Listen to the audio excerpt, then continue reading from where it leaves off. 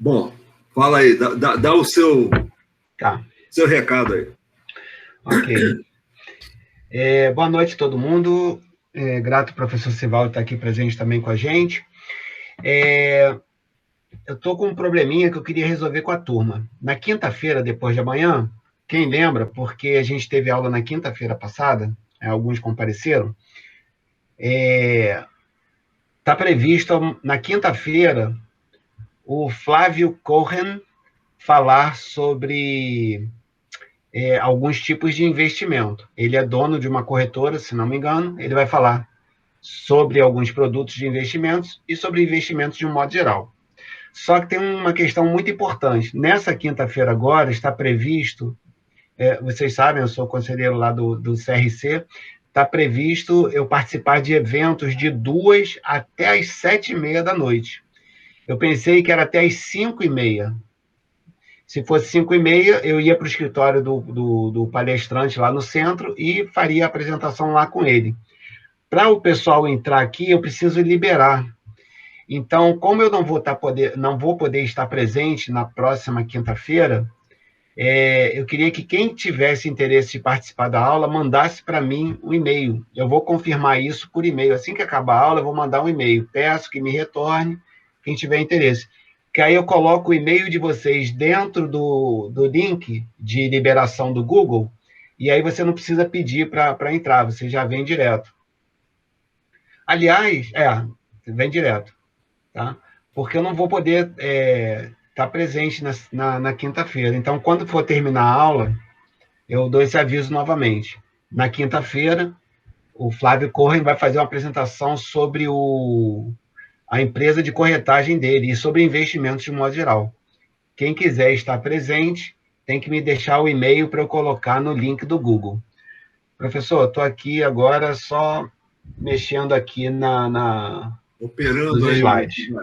Tá. Professor Luiz, o trabalho deve ser enviado por e-mail também, por seu e-mail? Sim, Perfeito. sim. Tá bom, obrigado. Valeu. Bom, todos aqui estavam presentes quando eu comecei a apresentar as bases para a produção do trabalho acadêmico. Temos 10 alunos, todos estavam lá nesse encontro.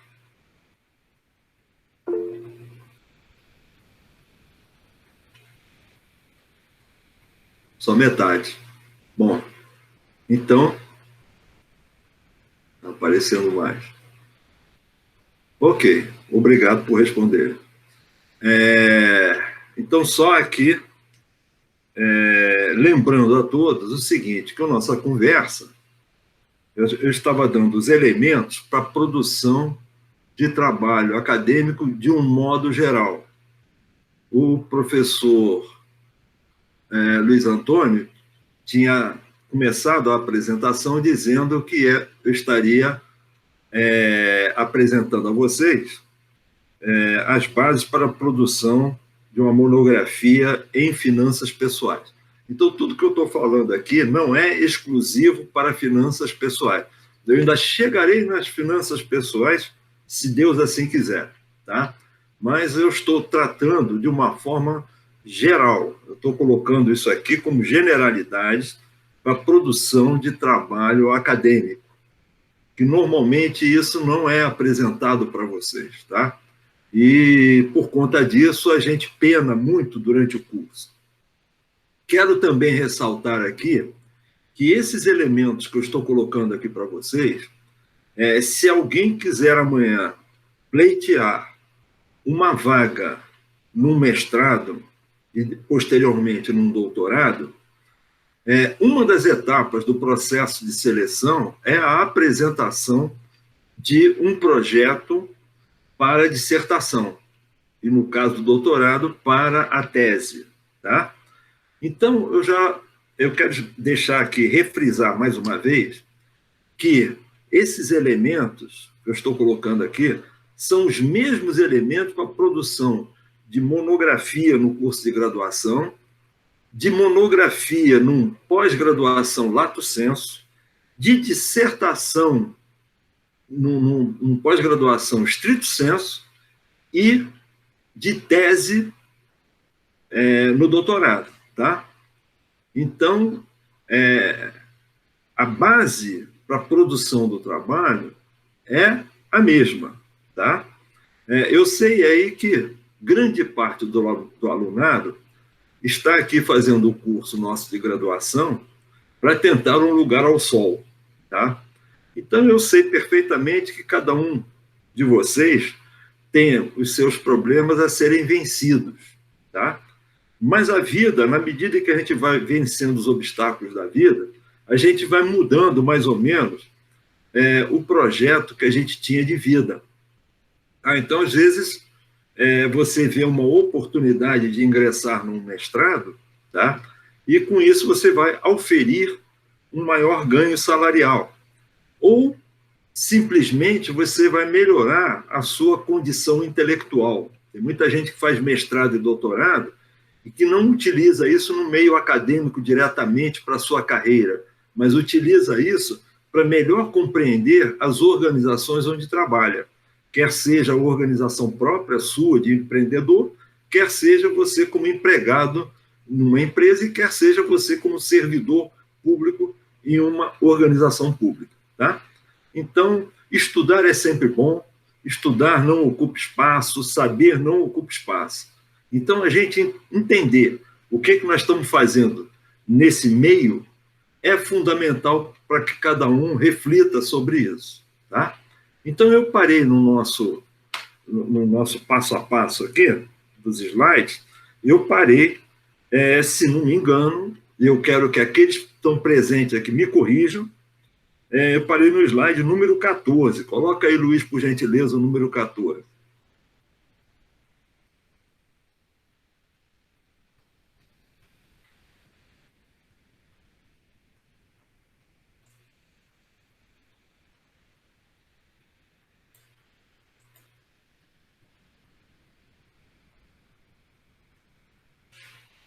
Luiz está falando no telefone. Estou esperando.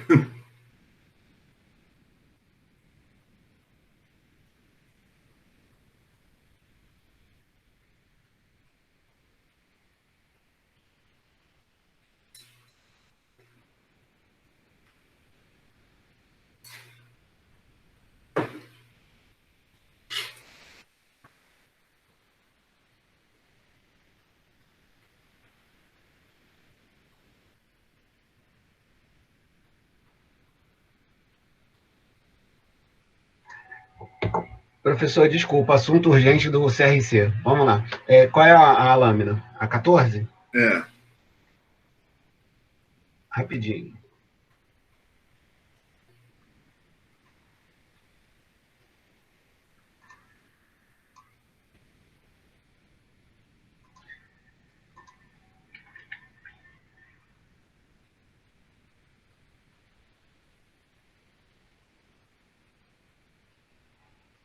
Acho que é essa aí.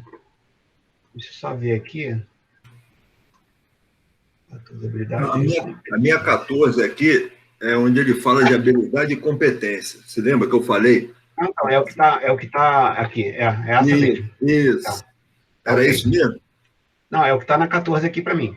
Não, sim. É porque eu me lembro, o que eu me recordo aqui, é que eu levantei essa questão para os alunos, né, sobre a habilidade e competência, né, e que isso faz parte daquela sua trilogia, não é isso? Sim. Quando você fala de finanças pessoais, que é o slide seguinte, ou seja, atitude, habilidade e competência. Estamos afinados aí? Na verdade, a trilogia minha é conhecimento, habilidade e atitude. É a mesma coisa. Não? Então tá, vamos seguir daí. Tá? Os demais alunos que estavam presentes estão concordando com isso aqui? Eu posso estar errado, por isso que eu gostaria que vocês se manifestassem. Bom, haja vista que muito antes, pelo contrário, ninguém se manifesta, eu continuo a minha fala aqui, mais ou menos, pregando no deserto. Então, vamos lá. a gente tem, então, que arregaçar a manga e produzir a monografia, porque este é o nosso desafio.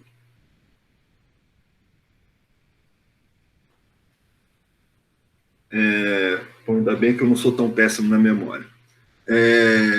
Então, o lance é o seguinte: a gente tem que agir, tem que arregaçar a manga e fazer a tal monografia que nos é imposta.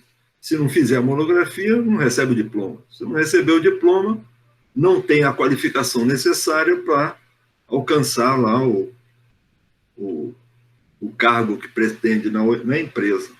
Então, agora, se você é um empreendedor, isso também não vai fazer muita falta. Você é um empreendedor solitário. Você vai vender goiabada na praia, né? Não tem problema. Não precisa disso. Bom, o slide seguinte, por gentileza, que é o número 16. Sival, só um comentário rápido. Fala. Outro dia, já tem um tempo, eu vi um oficial do Exército, lá do IME, Instituto Militar de Engenharia, que nós sabemos que é uma escola de excelência. Uhum. Ele criou uma pesquisa para determinar quais as variáveis do chopinho. Ok? Então, quando você fala que se for vender coisa na praia, talvez a pesquisa possa sim ajudar a pessoa a fazer venda na praia. Porque o que o professor do IME quis fazer com essa pesquisa foi justamente mostrar para os alunos dele que o processo de investigação científica ele é tão maravilhoso que pode ser aplicado para o chopp. Então, temperatura, colarinho, se está com aquele suorzinho no final, quanto tempo o garçom tem que trazer o chopp, parará. Então, eles fizeram uma pesquisa científica em torno de como seria o melhor chopp. Só uma contribuição. Cada vez que você fala científico, eu fico arrepiado, mas vamos em frente. Vamos lá para o slide 16, por favor.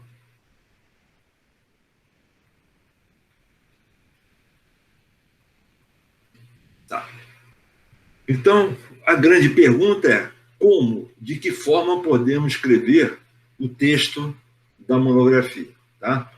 A resposta, então, é lançando mão das representações simbólicas que explicam a realidade, tá? Então, eu já falei aqui no nosso encontro anterior que as representações simbólicas, slide seguinte, as representações simbólicas, elas são, vamos dizer, apresentadas a nós mortais, né, seres humanos, através da filosofia, da mitologia, da ciência, das artes e do senso comum.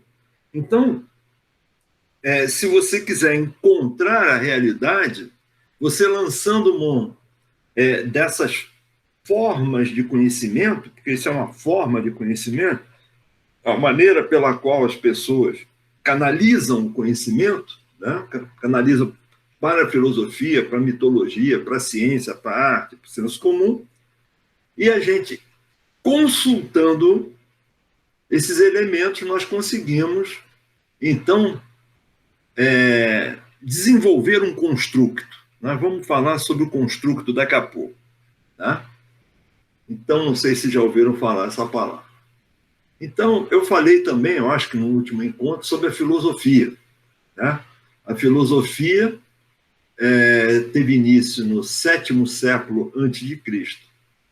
E eu conceituei aqui a filosofia como sendo a matéria fundamental que estuda a vida na concretude de sua imaterialidade. Ou seja, a filosofia é a mãe do saber. Tá?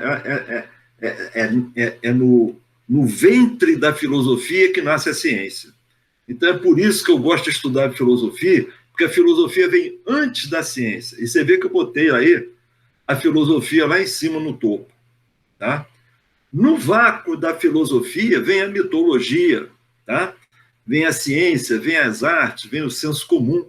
Está faltando aí, você acho que tinha colocado, hein, Luiz? A religião, não foi? Eu não estou lembrado. Eu acho que você, na hora, fez uma correção e colocou, introduziu aí o senso comum, que nesse meu slide aqui não tem. Você introduziu aí para você Tá. e eu não fiz para mim aqui. Se Então, quiser, eu faço, vai levar 1 minuto, 1 minuto e meio. Então, bota aí. Enquanto isso, eu vou tentar fazer também.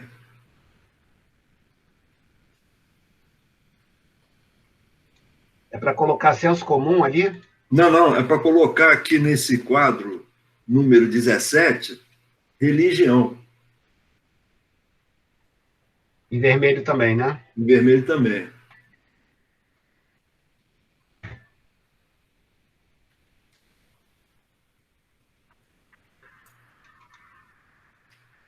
Rapidinho que eu já estou fazendo.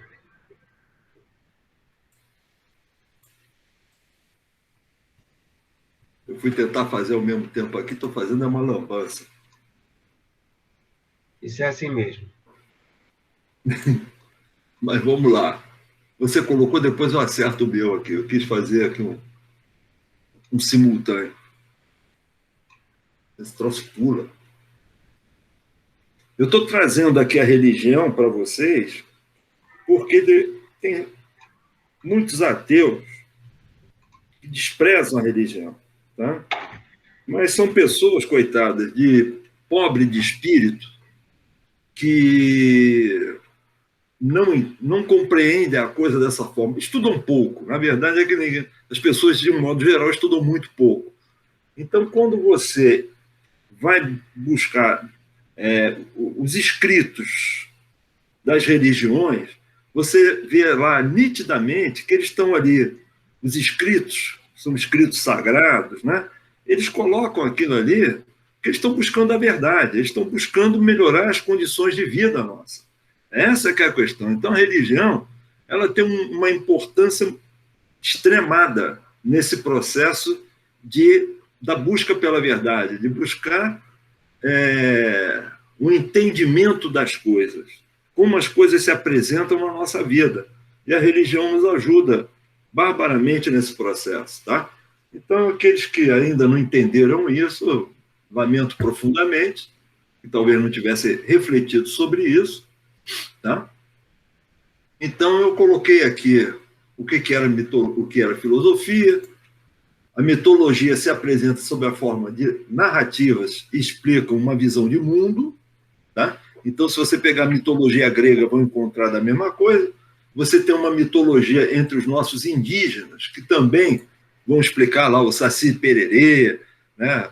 O Saci Pererê é um ambientalista, né? Então, você tem as explicações, todo mundo está o tempo todo, né?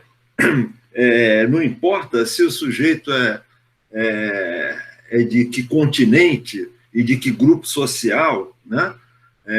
Que grupo de pessoas, às vezes ilhadas. Se você for lá, é um fenômeno arquétipo, né? Porque as pessoas estão sempre buscando a mesma coisa, independente se elas têm contato umas com as outras. Tá? Então, tudo isso aí tenta nos explicar a verdade. Né? Luiz, slide número 19 e agora o 20. Se eu passei, passa para o 20. Passa, pula. É porque aqui eu não tenho o número dele, só o que está escrito. Ah, é? Então, artes. Tá? Então, a arte é uma forma do ser humano expressar suas emoções. Tá? Então, nós somos pessoas integrais. Então, se você quer entender alguma coisa, não importa que seja contabilidade, física nuclear, sociologia, antropologia, da história, geografia, né? Então, a arte vai se manifestar nos explicando certas coisas que o livro não explica. Ou o livro vai lá na fonte da arte buscar essa explicação para ser colocada no livro. Então, é como se fosse, quando eu trago esses elementos, quem estudou já essa matéria, metodologia do trabalho científico, pôde observar um termo que é empregado, que é a fonte primária, né? Não sei se vocês escutaram isso. Fonte primária. A fonte primária é aquela fonte original. Então, se você vai estudar história, por exemplo, você pega uma carta da Marquesa de Santos para o Dom Pedro I, se você pega a carta e lê a carta é uma fonte primária para você buscar conhecimento do que ocorreu na independência do Brasil. Tá? Então, quando a gente fala que vai fazer um trabalho que eu não gosto de chamar científico, eu gosto de chamar acadêmico, tá? É porque o trabalho acadêmico ele permite que você vá a essas fontes primárias, que são mitologia, arte, ciência, senso comum, etc. Tá? Você vai lá buscar nessas fontes elementos para você escrever seu texto. Tá? Então, a arte é uma forma do ser humano expressar suas emoções, sua história e sua cultura através de alguns valores estéticos, como beleza, harmonia, equilíbrio. São valores estéticos. Tá? E nós lidamos com esses valores o tempo todo. Pode ser representado através de várias formas, como a música, a escultura, a pintura, o cinema, o teatro, a dança, a literatura, etc. Eu vou contar uma breve historinha aqui, que eu gosto de enriquecer essas minhas falas com as historinhas do meu cotidiano. Então, por exemplo, eu sou aqui síndico do meu prédio. Tá? Um determinado apartamento aqui está tendo uma infiltração. Tá? E hoje de manhã, às 8h30 da manhã, estava eu lá dentro do apartamento do vizinho, investigando qual era a origem da infiltração. E a coisa que é muito engraçada aqui no prédio é que eu sou síndico do prédio há mais de 12 anos. Tá? Então, uma coisa que quando a gente tem a reunião dos condôminos, tem muitos condôminos que eles priorizam uma pintura na portaria ou na grade do prédio o conserto de uma infiltração dessa que está tendo, que ela vai entrando pela estrutura do prédio, vai correndo as ferragens, né? E as pessoas, porque essas pessoas, a estética para elas é prioritária. O prédio pode cair na cabeça dela, mas a portaria tem que estar bonitinha, pintada na última moda ali. Tá? Então, se você consegue entender que a arte fala muito para nós, tá? Você vai compreender que na reunião de condomínio, aquelas pessoas atribuem valor à estética muito maior do que à segurança. Tá? Então, quando você, como um elemento simples condômino, tá? Você está numa reunião, aí você quer sair no pau lá com a pessoa que quer pintar a portaria, ao invés de... Se você entender que aquele valor para aquela pessoa é mais importante do que a segurança, a sua abordagem para resolver esse problema vai ser diferente. Você tem que entrar lá com o teu cerca Lourenço para poder conduzir aquela pessoa que é estética prioritária, né, contra a sua opinião de que a segurança é prioritária. Isso é um processo decisório. A Tereza já esteve aqui fazendo uma palestra para a gente, e a Tereza nos mostrou muito claramente que o processo decisório se dá no campo da afecção. Então, veja bem, numa reunião de condomínio, olha só, eu estou tratando de um assunto do campo da administração.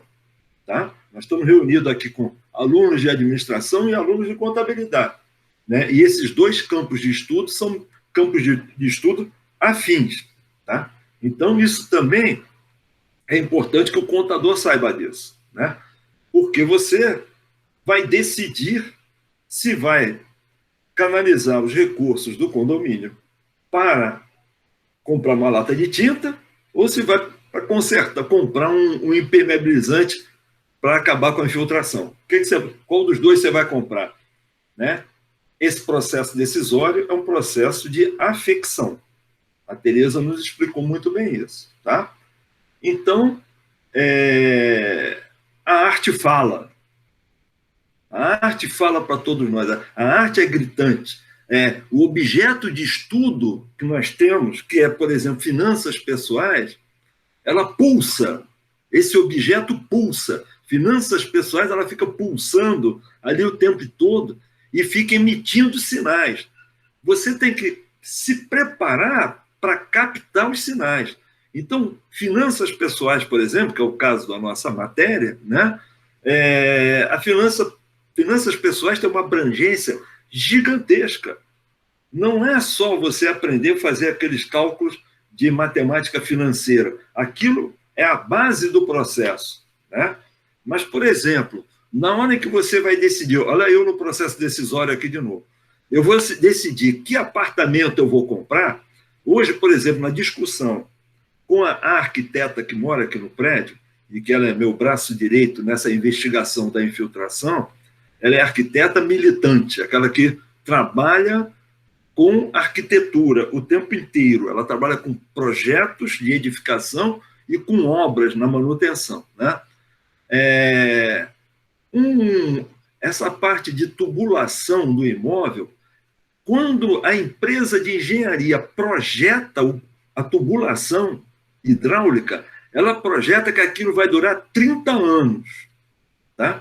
E se você compra um imóvel que tem mais de 30 anos, vá se preparando para quebrar toda a hidráulica do imóvel. Tá? E quando a gente fala em hidráulica do imóvel, a gente fala em hidráulica não só do apartamento interno, mas do condomínio, aquilo que vem água lá de cima da caixa d'água, tá? E que a água sobe também, né? Então tem uma bomba lá embaixo que capta a água da rua, enche a cisterna e manda a água para cima e depois a água desce na força da gravidade, né? Esses encanamentos, com 30 anos, eles ficam esclerosados. Então, quando você compra um apartamento, o custo do apartamento, quando você vai calcular, isso é finanças pessoais, olha só, você vai calcular o apartamento que você vai comprar, tem lá o valor que o vendedor está pedindo. Mas você tem que, se o imóvel tem 30 anos, ou perto de 30 anos, ou tem 25, você já tem que preparar um fundo de reserva para trocar o hidráulico do teu apartamento. Porque mais dia, menos dia, ele vai entupir. Outra coisa que você tem que entender é que os apartamentos de nível mais baixo são aqueles que recebem maior sujeira, ou seja, são os que esclerosam antes dos de lá de cima. Então, quando você vai ver um imóvel para comprar, é finanças pessoais que eu estou falando, tá? É processo decisório, é afecção. Ah, eu gostei do apartamento, achei o apartamento lindo, tem uma vista maravilhosa, tem um valor que eu posso pagar, mas eu posso mantê-lo? Eu posso continuar morando nesse imóvel? Olha que eu vou ter um aporte de capital para quebrar toda a cozinha, quebrar todo o banheiro. Isso é caro, isso não é barato. Tá? Então, isso tudo tem que ser levado em consideração na medida em que a gente vai decidir pela compra do imóvel. Agora, se a gente aluga o apartamento e está tudo entupido, a coisa mais fácil do mundo é você fazer a mala e ir embora. Você fala, não consigo mais morar aqui porque não sai mais água na tubulação. E o dono do imóvel vai ter que trocar aquela churumela toda. Tá? Então, eu gosto de estudar as coisas fazendo. Isso me foi ensinado pelo meu pai e ratificado pela minha grande professora Nilda Teves, uma inteligência absurda. Né? E se tudo isso que a gente estuda não servir para a nossa vida pessoal, esse estudo não serve para nada. Não serve para coisa alguma. Né? E meu pai tinha uma frase, toda vez que eu ia com uma história para o meu pai, falava assim, contava a história lá toda para ele, no final ele falava assim, e qual é o ensinamento que nós tiramos disso? Ele sempre fazia essa pergunta, né? Eu tinha que responder para ele o que aquilo que eu contei ia servir para mim. Né? Então, essa matéria, para mim, é uma matéria que me vem lá da mais tenra idade, quando eu estava, inclusive, hoje à tarde, conversando com o professor Luiz Antônio, que eu sou um cara inconformado. Eu não me conformo com nada. O professor fala uma besteira astronômica lá na frente, né? Eu não me conformo com a besteira dele, mas eu também não vou retrucar. O que eu vou fazer? Eu vou botar aquilo ali num cantinho e vou investigar aquilo melhor. E vou ver se o professor tem razão ou não. Não vale a pena a gente sair no embate com o professor, porque quem está com a força é ele que tem o poder. A vida é assim. Né? Então, Tudo tem que nos servir para escrever a monografia. Por isso que eu digo que quando a gente escreve uma monografia, essa monografia tem que dizer respeito a cada um de nós, aquilo que a gente valoriza, né? Se a gente valoriza a existência, o passar pela vida, que é um ambiente extremamente tumultuado, conflituoso, né? Cheio de gente querendo passar a perna, cheio de gente querendo dar rasteira na gente, ou a gente tem que sair, né, driblando, andando pelos meandros das espertezas da vida. Você tem que driblar essa situação toda, tá? Por isso que esses elementos que eu estou colocando aqui são elementos do mundo real, do mundo do dia a dia, né? E por isso a gente não consegue nunca chegar na verdade. A gente só consegue chegar na verdade via esses elementos todos que estão aqui, tá? Vou colocar a ciência aqui, que a ciência, então, depois que aquele médico maneta não parava de falar que era cientificamente comprovado com aquelas besteiras que ele falava, ciência é o conhecimento demonstrado. É composta por 3 elementos: a observação, a experimentação e as leis. Visa a união entre o conhecimento teórico e a prática e a técnica. Não se utiliza de suposições, mas da comprovação após a aplicação do método científico. Então, quando a gente vai estudar alguma coisa, que a gente está buscando a verdade, a ciência é fundamental, tá? Mas você pode chegar na ciência pela via direta e pela via indireta. Pela via direta é aquela que você faz através da pesquisa. Você faz um questionário, vai para campo, levanta. Isso tem um custo absurdo. Você não imagina quanto custa fazer uma pesquisa, além de ser um trabalho hercúleo, tá? Agora, pela via indireta, é você trabalhar através das pessoas que já fizeram o trabalho de pesquisa.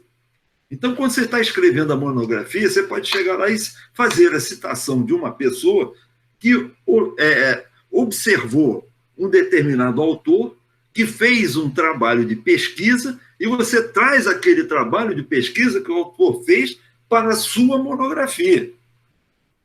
E que você pode ratificar ou até contradizer através desses outros elementos, que é as artes, a mitologia, né? Então, quando, por exemplo, o senso comum fala lá, não se coloca todos os ovos no mesmo cesto, isso é um adágio, isso é um ditado, isto é da sabedoria popular. Isso o sujeito mais velho lá, o cara que pegava os ovos lá no Homo sapiens, lá atrás, né? Que pegava os ovos dos outros animais que davam bobeira, né? Que os ovos estão cheios de nutrientes, ele, na medida que o tempo foi passando, ele foi descobrindo que se ele fizesse um cesto e carregasse aqueles ovos lá para dentro da caverna dele para comer, aqueles ovos têm os nutrientes todos que ele precisa, né? O ovo é o mais completo elemento que tem os nutrientes que nós precisamos, né? E se ele carregasse todos eles num cesto e tropeçasse numa pedra, quebrava todo. O cara percebeu, vou fazer agora 2 cestos. Quando eu tropeçar, eu seguro um no ar e o outro cai no chão e quebra os ovos, né?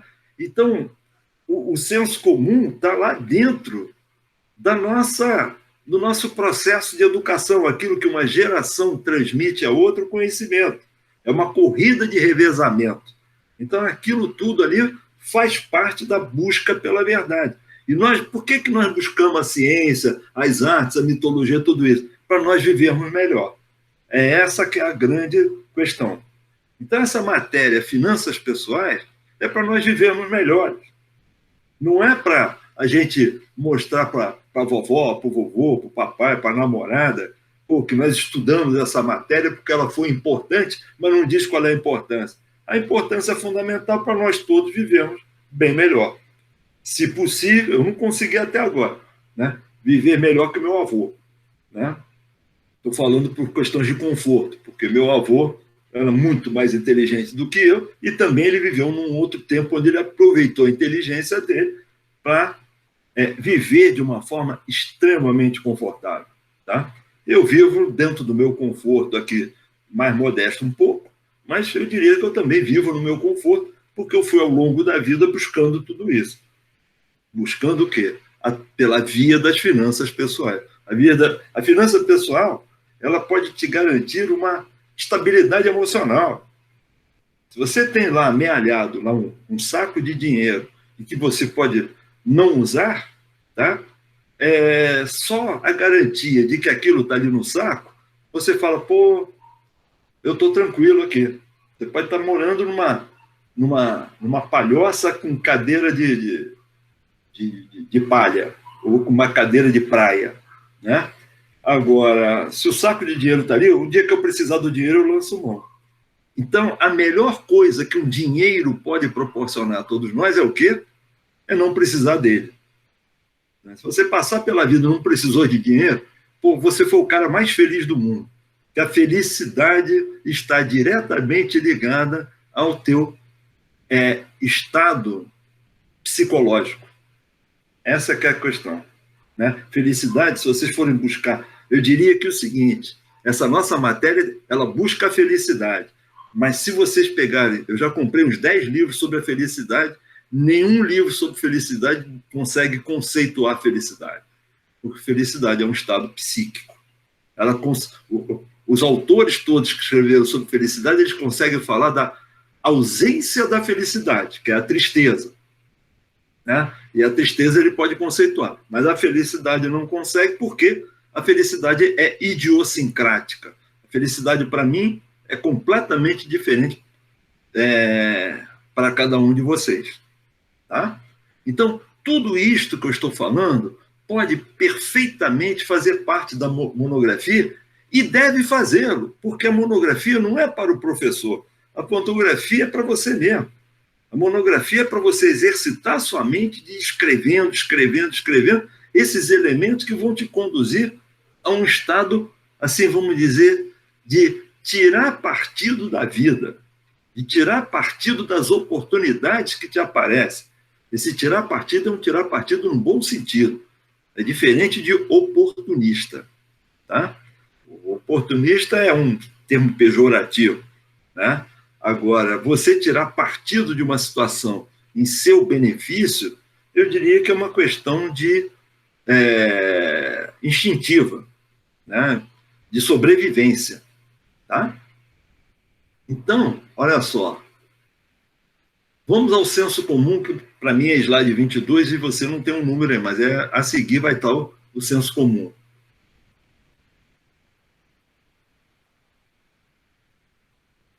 Senso comum.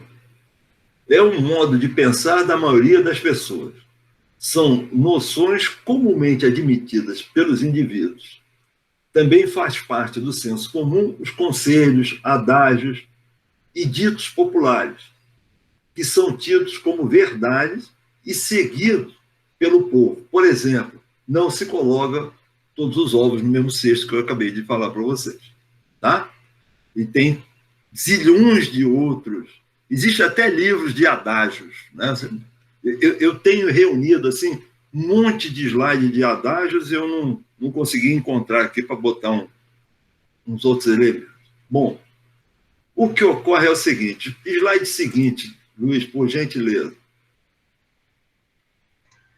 Sival, só rapidamente, o que eu me lembro lá da psicologia, que a felicidade é um assunto muito estudado na psicologia, e normalmente os psicólogos traduzem felicidade por um termo que tecnicamente é chamado de bem-estar subjetivo. Isso. E aí já tá logo expressado o quão subjetivo, o quão dependente de cada visão de cada um, como você deixou bem claro. Mas, basicamente, o que o psicólogo faz para saber se a pessoa tem ou não felicidade ou bem-estar é uma série de perguntinhas simples, né, de como você está se sentindo naquele momento. Então, ou ele coloca uma escala de 1 a 5, ou simplesmente um sim ou não. Tem umas 3 ou 4 escalas diferentes de felicidade. Uhum. Interessante isso aí. Tá? Mas a gente sempre... Né? Essa palavra, felicidade, porque esse conceito da psicologia, que é completamente verdadeiro, né, que é o bem-estar subjetivo, ele não é tão falado entre as pessoas comuns, né, só naquele grupo, né? Então, associar, trazer a palavra felicidade para a nossa matéria, a gente atinge a todo mundo. Isso não significa dizer que não deva fazer essa citação que você está falando, né? Muito pelo contrário, é para ampliar o conhecimento. Então, a gente tem que aprender a desenvolver o construto, tá? Então, o que é o construto? O construto é um conjunto de conhecimento que você vai articular para você compreender alguma coisa. Tá? Então, a gente passa a vida inteira desenvolvendo um construto. Tá? Então, é muito comum as pessoas não atentarem para isso. As pessoas vão vivendo a vida, né, como o samba do Zeca Pagodinho, deixa a vida me levar. Né? Vai deixando a vida levar, ele vai andando. Né? Só que a vida, às vezes, te leva lá para uma cachoeira daquelas que você vai descer, sei lá, 70 metros e vai se estabacar lá embaixo. Tá? Então, quando a gente faz uma monografia, a gente tem, assim, pulverizado um monte de ideias. Né? Alguns têm, assim, uma constelação esquizofrênica de ideias. Né? Ideias que vão para tudo quanto é lado, elas pipocam para lá, pipocam para cá, e não tem construto nisso. Tá? Então, a nossa objetivo, né, por uma questão de honestidade intelectual, é a gente reunir essas pedras todas, que saiu um quebra-cabeça, né?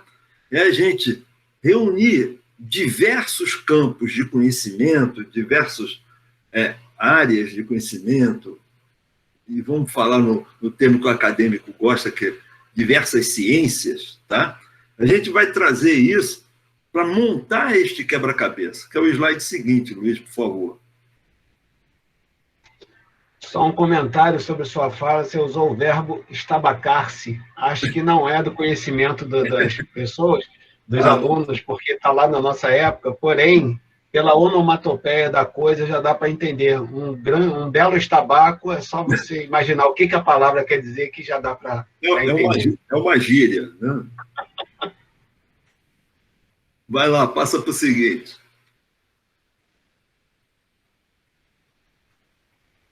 Ué, o que aconteceu aí? Eu passei para o seguinte. Vamos ver o seguinte do seguinte. Ele deu chabu ali. É esse aí. Não, é esse aí. Ele apareceu uma estrelinha ali no meio do caminho. Olha só. O desenvolvendo um construto é você pegar aquelas ideias todas que você tinha e arrumar essas ideias de forma articulada e que faça sentido. Tá? Então, quando você escreve uma monografia, tudo que você escreve ali tem que fazer sentido. Vai fazer coisas, ideias soltas no ar, né? Não fazem sentido, vocês vão levar a pau na monografia. Então, a monografia tem que estar ali tudo bonitinho, arrumadinho, né? Daquele jeito que está ali. Tá? Vamos ao slide seguinte, que é um gráfico. Tá? Esse gráfico, eu criei esse gráfico para minha tese. Tá? Do que versa a minha tese? Eu estudei o curso de administração na minha tese de doutorado. Tá? Escrevi 600 páginas sobre o nosso curso.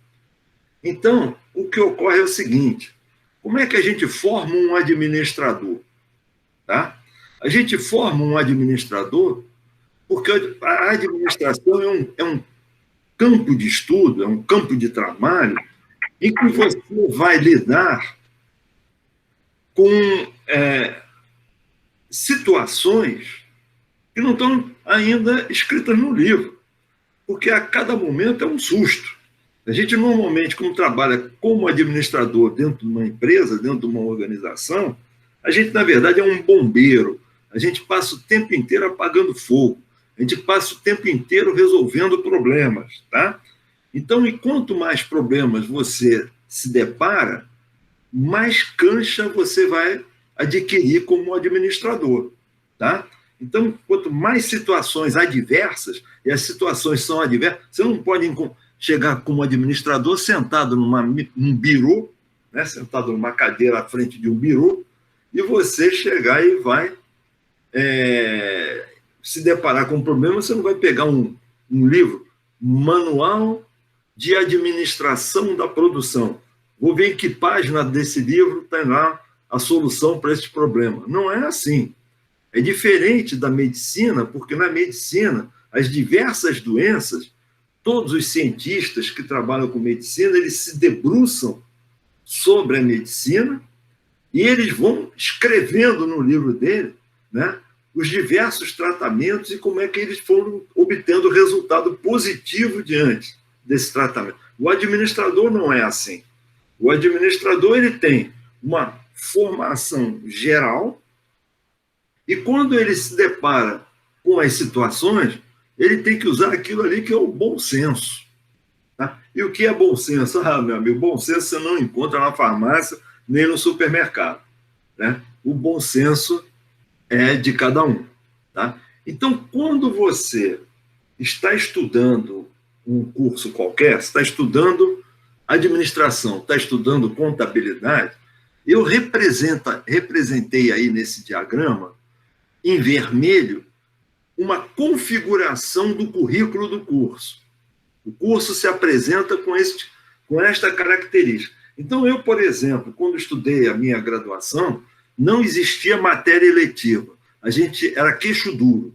Você tinha que entrar lá e cumprir todas aquelas matérias que estavam no currículo. Tá? Aí, o que acontece? Na medida que você vai ocupando espaço, vai desenvolvendo tecnologia da informação, da comunicação, os processos produtivos da empresa vão tendo aqueles computadores de processo, né? A coisa vai se tornando cada vez mais sofisticada. O que o administrador precisa? Ele precisa ir se adequando àquelas situações. Tá? Então, por isso é que o estágio é fundamental para quem vai fazer administração. Porque dentro da empresa, onde ele está estagiando, é o laboratório dele. Se você vai fazer física, né, vai estudar física, existe o laboratório de física lá dentro da universidade. Né? Um dos elementos do laboratório de física da UFRJ é um prédiozinho que tem ali atrás, que foi feito pelo César Lattes, que é o que cedeu o nome de currículo Lattes. César Lattes é um dos maiores físicos do mundo, era um brasileiro. Tá? Então, esse nome, currículo Lattes, foi uma homenagem a ele. Tá? E, por acaso, César Lattes foi aluno do meu pai. Tá? Isso foi mero acaso. Tá? Então, quando você vai cursar alguma coisa, você precisa ter um laboratório. Né? Na medicina tem um laboratório dela, a farmácia, imagine como é o laboratório de farmácia, o laboratório de química, tá? O laboratório de engenharia civil. Né? Então, você entra no laboratório, que é para você ir associando aquilo que você leu no livro com o que ocorre no dia a dia, no cotidiano. Então, quando você é administrador, quando você é contador, né, o teu laboratório, o laboratório do contador, ele está dentro de uma empresa, especialmente se for de contabilidade é melhor, ou se ele for no departamento de contabilidade da empresa. Né? Aí você entra na empresa, vai aprendendo a murmunha do negócio. Né? Cheio de macete, tudo tem macete. Né? Só que quando se você tem a oportunidade, que foi o meu caso, que eu entrei como estagiário no primeiro período da faculdade, tá? E comecei a trabalhar como estagiário numa empresa chamada Lloyd Brasileiro, companhia de navegação, você começa a associar o que você faz no dia a dia com aquilo que você está vendo nos livros e que o professor está falando. Tá? Aí você sente que você tem uma propensão a trabalhar num determinado ramo. Tá? Aí o que você vai fazendo? Você tem que se ajudar nesse processo de autoeducação. Você tem que adequar os conhecimentos, você tem que ir em busca desse conhecimento. Então, o que eu representei ali? Quando você olha para esse slide que está ali, você tem H1, H2, H3 até H8. Esse H é habilidade, tá? Aquilo que está escrito lá atrás nos slides. Então, essas habilidades você tem que desenvolver em você, tá? Habilidades e competências. Quem desenhou o curso imaginou que aquelas matérias elas são as básicas das suas para você adquirir a habilidade necessária para você trabalhar como profissional. Só que você já está no campo. E se você já está no campo como estagiário e vendo, fala assim, opa, eu preciso estudar melhor, por exemplo, matemática financeira. Foi o meu caso, estou dando um exemplo meu. Aí o que eu fiz? Eu era aluno da UFRJ, me inscrevi num curso de matemática financeira da PUC, paguei lá o curso, paralelamente ao que eu estudava na UFRJ, e o que aconteceu? Eu adquiri um diploma da PUC e que fiz aquele curso de extensão universitária na PUC. O que acontecia com aquilo? Aquilo enriquecia meu currículo. Na hora que eu botava no meu currículo, estava lá a prova do meu diploma, porque só me dava o diploma se eu passasse naquelas provas que tinham das matérias intermediárias, né? Eu fui fazendo o quê? Eu fui adequando a minha formação a uma necessidade que eu próprio estava vendo. Tá? Então, quando hoje você tem matérias eletivas dentro do curso de contabilidade e dentro do curso de administração, é a possibilidade que você tem, e isso é um grande salto, de você sair de dentro do casulo e, por exemplo, porque você tem eletivas de livre escolha, ir lá na faculdade de medicina e fazer um curso lá na faculdade de medicina. Eu, por exemplo, sairia correndo do curso de administração para fazer uma matéria em medicina chamada semiologia. Só que tem... você vê o que é a força do poder. Existe um grupo de trabalho de professores no curso de administração que, se for formado por pessoas de pouca ventilação mental, tá? Ele vai dizer que acha um absurdo um aluno de administração querer ir lá na faculdade de medicina fazer uma matéria de semiologia. Porra, porque ele não sabe o que é semiologia. Né? Se ele soubesse que é semiologia e se ele tivesse uma formação profissional, não é formação acadêmica, profissional em administração, você vai ver que semiótica é fundamental para você entender a administração. Tá? Então, o que é semiótica? Semiótica é o estudo dos signos, dos sinais. Então, e por que a medicina estuda isso? A medicina estuda isso para você identificar a doença com mais rapidez.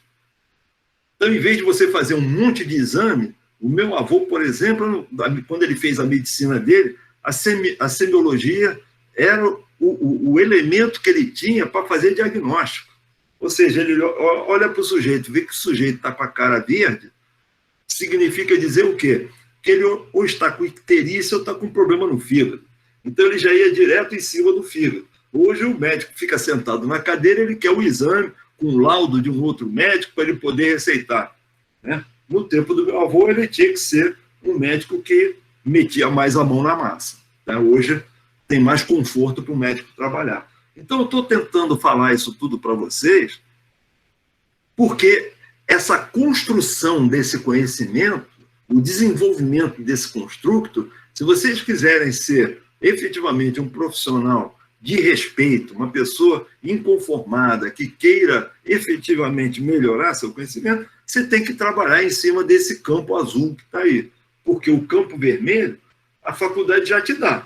Ou você faz aquelas matérias que são obrigatórias, ou você não vai receber diploma. Mas só que a própria faculdade, ela já te obriga a fazer matéria fora. Então é muito comum um aluno de administração e contabilidade e cursar alguma disciplina na outra, né, no outro curso. Né? Vai lá na administração, tem gente da contabilidade que faz teoria geral das organizações, no curso de administração e vice-versa, né? E por isso existe essa troca, essa sinergia, né? Bom, tudo isso aí eu coloquei para vocês como os elementos mais básicos e importantes para escrever uma monografia, tá? Agora, vamos arregaçar a manga e vamos escrever, tem que começar a escrever, tá? E começar a escrever pelo projeto. Eu já falei para vocês e repito, quem quiser fazer um mestrado vai ter que fazer o raio do projeto lá de novo para ingressar no mestrado, senão não ingressa. Então, Luiz, por gentileza, eu queria que você colocasse o último slide do dia. É o seguinte, esse, tá? Então, o que deve conter a estrutura de uma monografia? Basicamente, são esses elementos aí, que é uma apresentação, objetivos, relevância e justificativa, situação-problema, delimitação do trabalho, referencial teórico, organização do trabalho e referências bibliográficas. Tá? Nós vamos estudar cada um deles para ajudar vocês a fazerem a monografia de vocês. Tá? Eu vou fazer aqui uma pincelada rápida, eu vou dar uma passagem rápida sobre cada um deles, tá? Mas isso vai ser ainda objeto. É claro que na próxima semana nós encerramos o curso, não é isso, Luiz? Luiz balançou a cabeça dizendo que sim. Eu penso que sim. Isso. Então, olha só, não vai dar tempo da gente dar tudo isso, tá? Da forma como eu quero dar. Mas o que acontece é o seguinte, é aquela tal elemento azul do gráfico que eu fiz anterior, tá? Quem quiser assistir os nossos encontros no próximo semestre é sempre muito bem-vindo, tá? Eu acho que há sempre tempo e é sempre bom ver sobre isso, tá? Então, o que consiste a apresentação? O que é uma apresentação? Né? A apresentação é você, por exemplo, tá conversando com uma outra pessoa, tá? E, de repente, chega uma terceira pessoa. Esta terceira pessoa, que te conhece, mas não conhece a pessoa com quem você está conversando, o que você faz? Você faz uma apresentação. Você quer fulano de tal, por exemplo, formado em engenharia, estudou na PUC, é um camarada que trabalha na Petrobras, é muito bem sucedido na Petrobras, teve um cargo de diretor, inclusive, na Petrobras, e não foi preso. Né?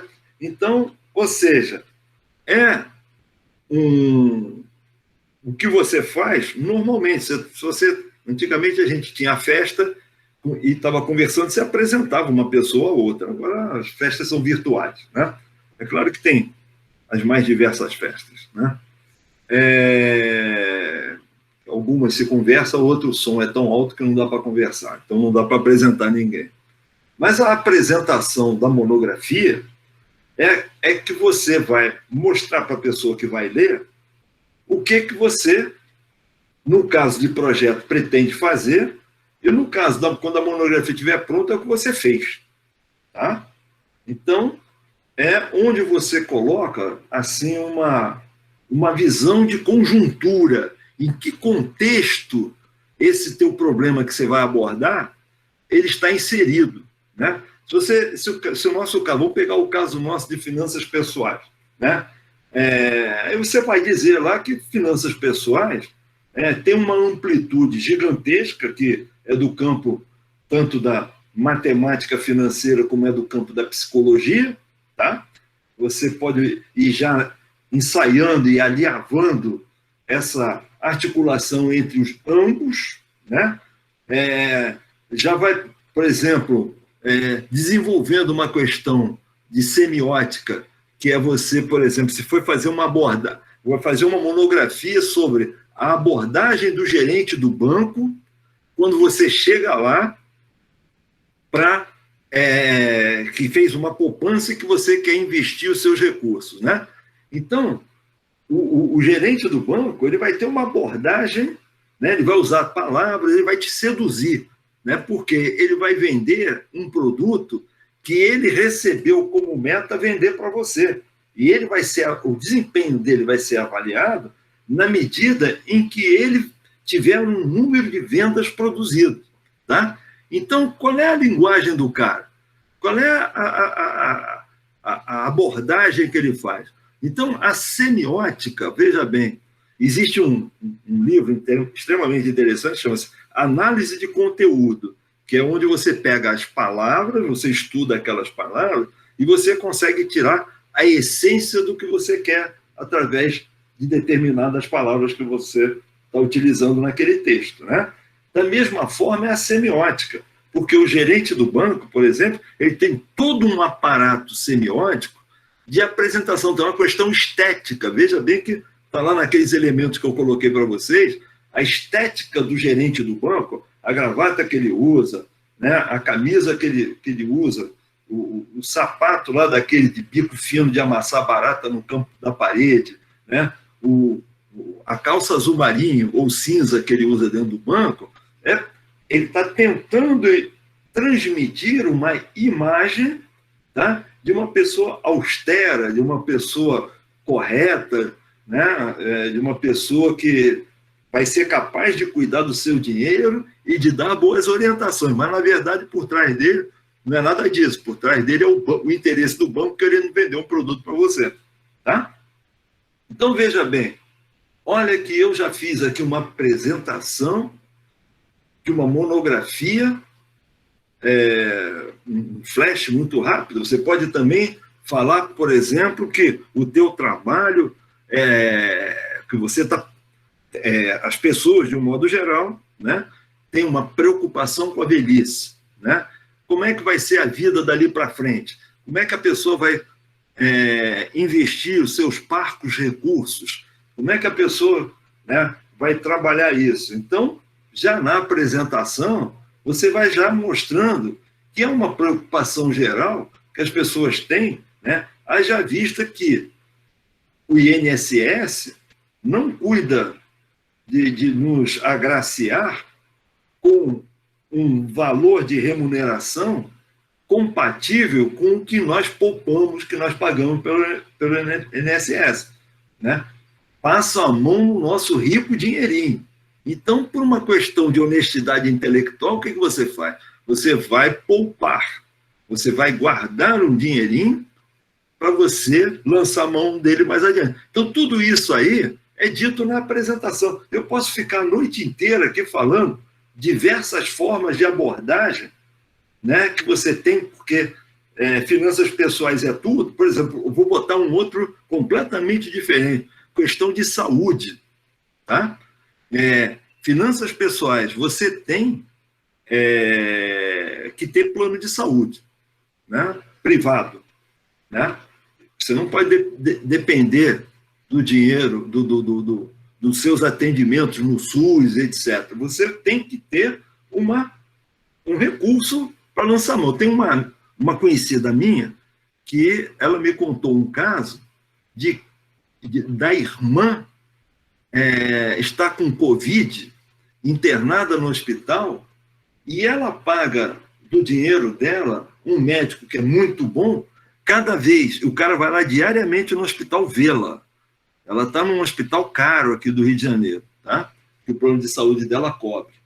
Mas ela paga do bolso dela 500 pratas por dia da visita desse médico bom para ver se ela está se recuperando, para ela simplesmente acompanhar o tratamento dela. Então, você vê que você, além do plano de saúde, você tem que ter dinheiro para pagar o teu médico particular. Tá? Então, veja bem, quanto, né, se você fizer lá um cálculo do valor que você paga ao plano de saúde, desde o momento que você ingressa nele, até você, por exemplo, atingir a idade que eu estou, né, o professor Alexis, que é o professor de finanças, ele calculou para mim que estaria em torno de 10 milhões de reais que eu já paguei ao plano de saúde. Tá? Então, isso é finanças pessoais. Tá? Isso é um tema de finanças pessoais.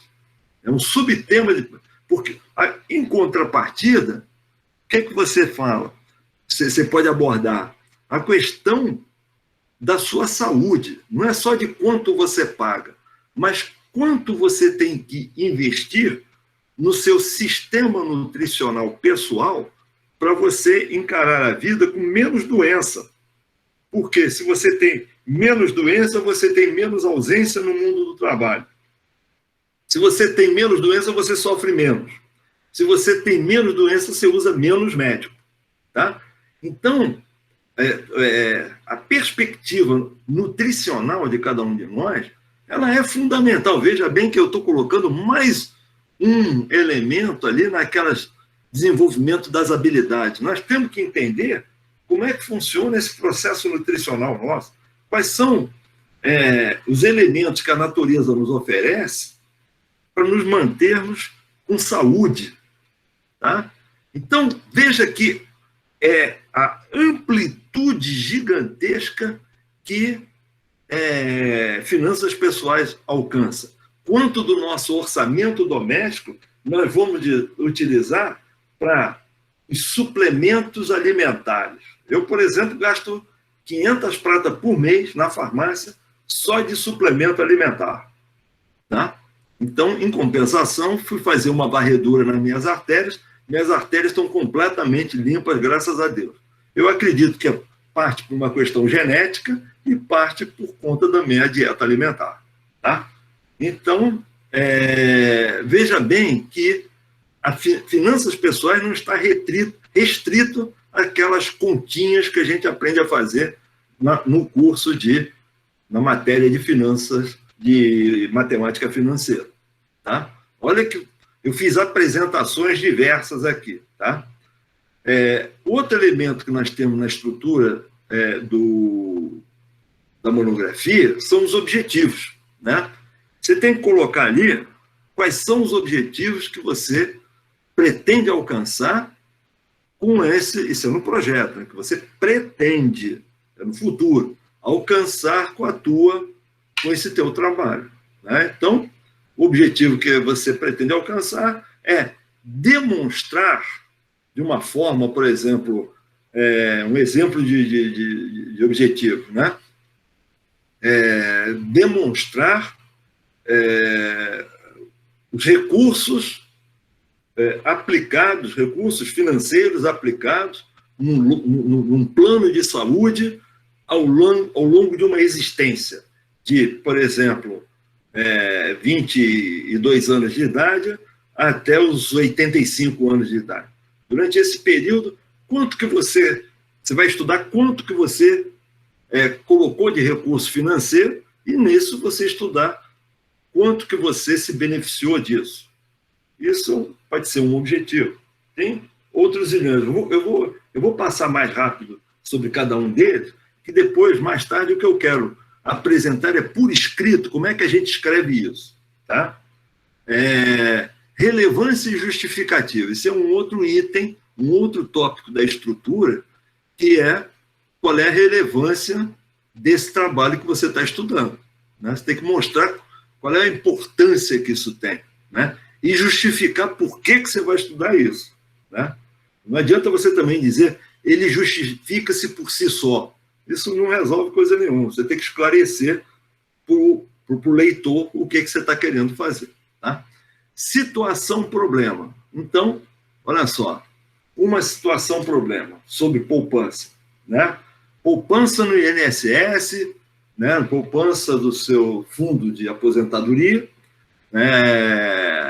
uma comparação entre previdência privada, aplicação em mercado de capitais, né? Aplicação em carteiras diversas, tá? Aplicação em dólar, em outra moeda. Né? Você pegar, por exemplo, o caso do meu pai. Meu pai esteve na Segunda Guerra Mundial. Ele, durante o período que esteve lá, ele conseguiu poupar $6.000. Né? Ele voltou da guerra com $6.000 no bolso. Esses $6.000 ele comprou um apartamento em Ipanema, onde, inclusive, minha irmã mora lá até hoje. Tá? Se ele tivesse guardado esses $6.000 na gaveta, seriam $6.000 hoje, né? Seria o quanto? 36 milhões, não é isso? 36 mil reais, não é isso, Luiz? Com 36 mil reais, você não consegue comprar nem um banquinho para dormir na rua, né? Então, aplicação em outra moeda, como é que é isso? Né? Comparar a aplicação em outra moeda com o mercado de capitais. A aplicação em bolsa. Em que tipo de carteira da bolsa? Tá? Então, isso é situação problema. Para quê? Para você conseguir oferir algum recurso para você encarar a sua velhice. Tá? Delimitação do trabalho é o campo territorial em que você vai trabalhar a sua monografia. Você não pode começar lá do Big Bang, né? Você tem que delimitar qual é o espaço geográfico. Né? Essa palavra é importante, né? Porque existe um espaço geográfico para cada campo de estudo. Então, você não pode ampliar muito, senão tende a infinito a sua monografia. Então, essa sua monografia ela é finita. Ela tem que terminar em um determinado momento. Se você não delimitar o espaço que você vai trabalhar e apresentar isso para o professor orientador ou para a banca examinadora, você não consegue alcançar o sucesso com o seu trabalho. Bom, referencial teórico. O que é o referencial teórico? O referencial teórico quando a gente fala em referencial teórico, a gente fala automaticamente autores.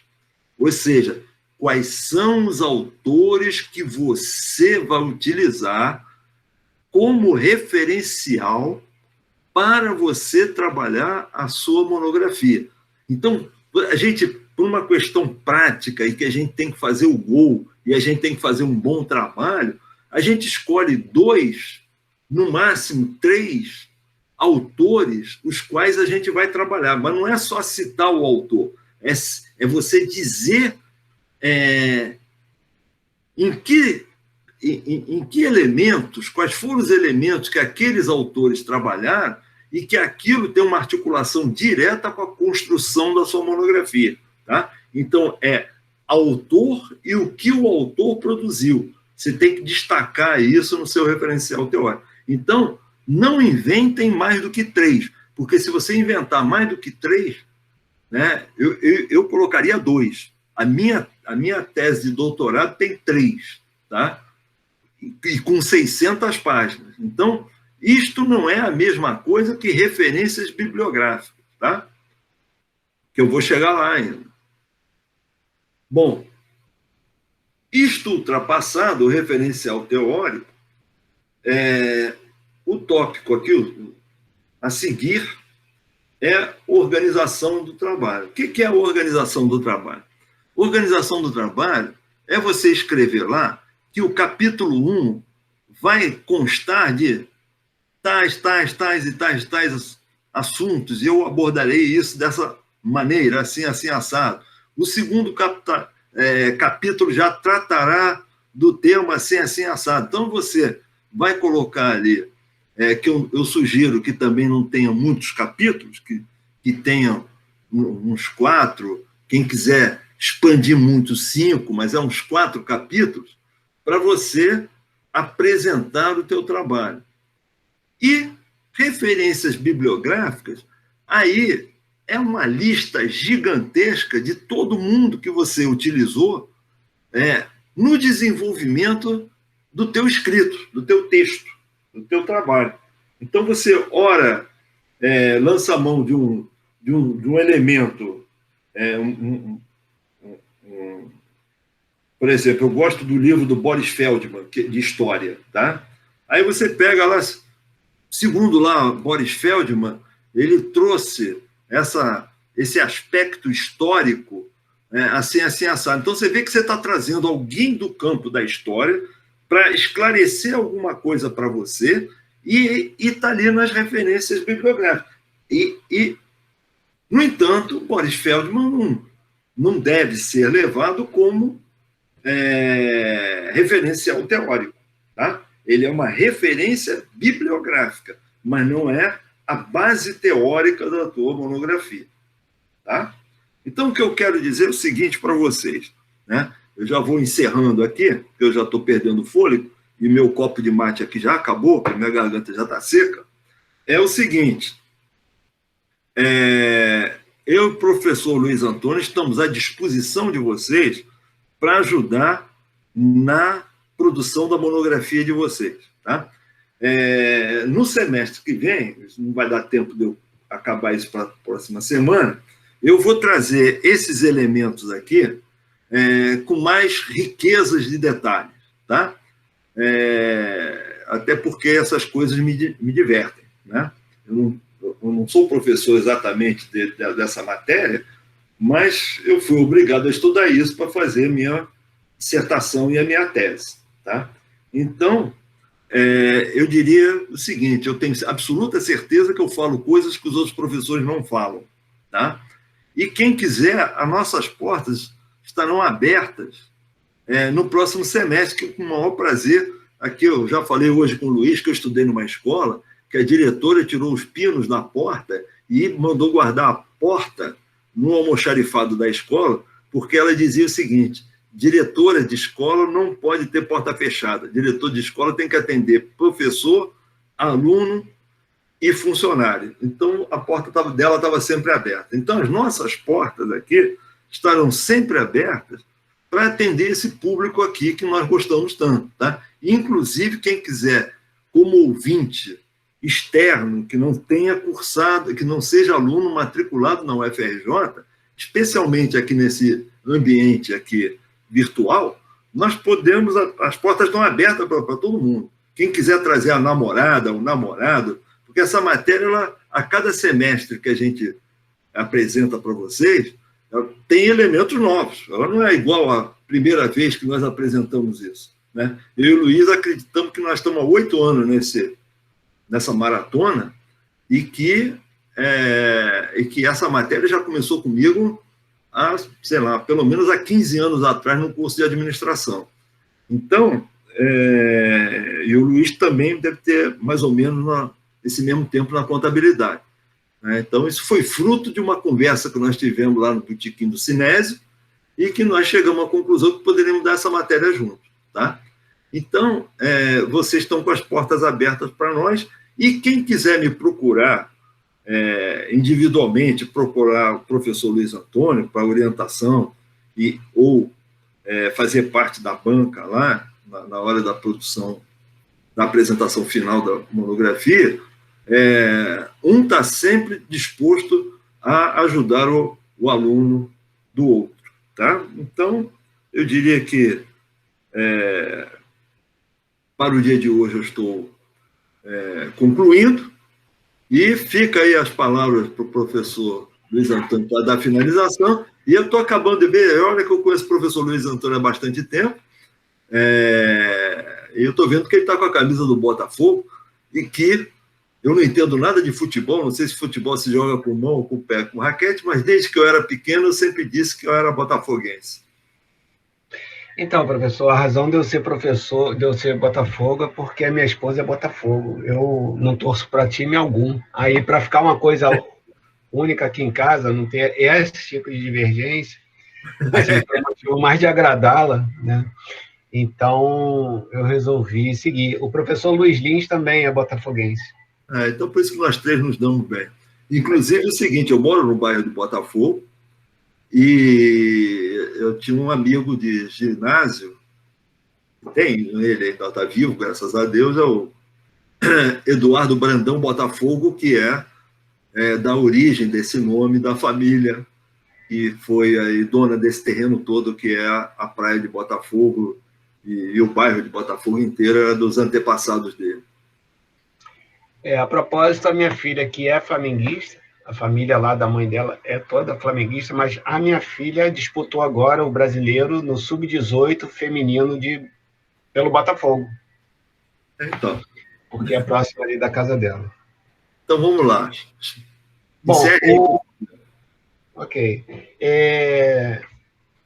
Eu tinha falado no início da aula sobre a aula de quinta-feira, porém, durante a aula, eu lembrei de uma questão. Quando eu marco consulta pelo Doutor Finanças, o convite da consulta vai pelo e-mail e a pessoa, para vir para a reunião, eu tenho que autorizar. Então, não adianta colocar o e-mail para que as pessoas entrem na sala de aula virtual sem ter que autorizar, porque eu não vou estar presente aí na quinta-feira. Eu vou estar numa missão lá pelo conselho até quase 8 horas da noite. E aí eu pergunto aqui para a turma, alguém conhece alguma maneira de fazer a entrada do participante aí sem alguém ter que autorizar? Alguém sabe de alguma maneira? Então, não tendo essa maneira, eu tenho a impressão que não vai dar para fazer isso. Então, em princípio, eu acho prudente cancelar essa aula de quinta-feira. Tinha explicado quando a aula começou, eu vou estar numa missão do conselho, vai começar às 2h pouco da tarde, deve ir até umas 8 da noite, lá no centro da cidade. Tá?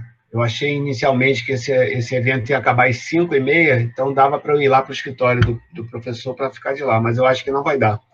De qualquer forma, amanhã eu vou falar com ele, se tiver alguma alteração sobre isso, eu informo para vocês. Bom, se alguém tiver alguma pergunta... Não tendo pergunta, o professor Simval citou, dia 6 de março, se não me engano, que é o próximo sábado, sem ser esse agora o outro, o semestre encerra. Então, eu não sei se vai ter algum tipo de atividade nossa aqui de finanças pessoais na semana que vem. Se tiver, eu aviso. Se não, eu vou estar dedicando a semana que vem para a correção dos trabalhos, que já tem muitos chegando, vários já chegaram, e eu estou colocando tudo numa pasta para proceder a minha avaliação aí, até semana que vem, eu espero. Tá bom? Então, se não temos perguntas, agradeço ao professor Simval a sua participação. Se não tiver a mesma aula de quinta-feira, possivelmente essa seria o último encontro acadêmico aí dessa turma. Tá? Então, eu vou passar a partir de agora, mandar mensagem pelo e-mail. Já tem um monte de e-mail lá para responder também, que eu vi que vocês enviaram. E a gente fica fazendo a comunicação por lá. Se tiver alguma questão que a gente possa tratar assim em aula, eu aviso. Mas, em princípio, eu acho que não vale a pena a gente marcar essa aula de quinta-feira, porque eu não vou estar em condições, vou estar lá no centro. Tá bom? De qualquer forma, aí a gente vai atualizando pelo e-mail tudinho. Tá? Pessoal, estou encerrando então. Algum outro comentário? Deixa eu ver se tem alguma mensagem aqui. A data limite de entrega do trabalho, pelo que eu tinha falado, era dia 19, sexta-feira passada. Mas era mais uma questão de comunidade, porque a maioria já enviou o trabalho, então a maioria já entregou. Eu acho prudente não passar dessa semana. Tá? Acho prudente não passar nessa semana. Valeu, Isaías. Fechado. Então tá, pessoal. Eu provavelmente ainda vou ter muita mensagem pelo e-mail com vocês. Não deve ser essa a última vez que a gente deve trocar alguma informação, não. Tá bom? Até a próxima vez, então. Forte abraço para todo mundo. Boa noite. Boa noite a todos.